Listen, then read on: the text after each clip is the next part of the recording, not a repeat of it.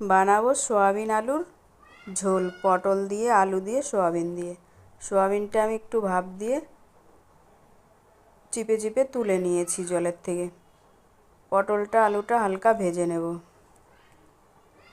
দেখো ভাজা হয়ে গেছে, তুলে নিচ্ছি। ওই তেলেই আমি সয়াবিনটাও ভেজে নেব।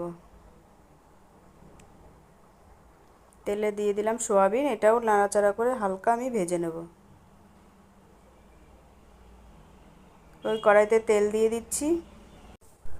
তেলে দিয়ে দিলাম একটা তেজপাতা, সামান্য জিরে, দিয়ে দেবো একটা পেঁয়াজ কেটে রেখেছি। পেঁয়াজ লাল করে হালকা ভেজে নিয়ে মশলাটা আমি দিয়ে দেব।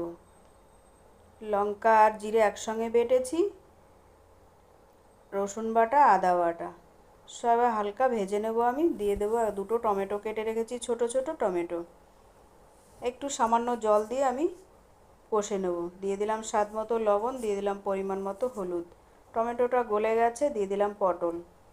একটু কষে সয়াবিনটা দিয়ে দিচ্ছি।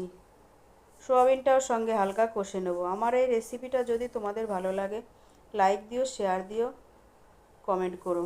দিয়ে দিচ্ছি পরিমাণ মতো জল, ফুটে গেছে, দিয়ে দিলাম গরম মশলা, একটু ফুটিয়ে নামিয়ে দিচ্ছি। হয়ে গেছে সয়াবিন আলু পটলের ঝোল।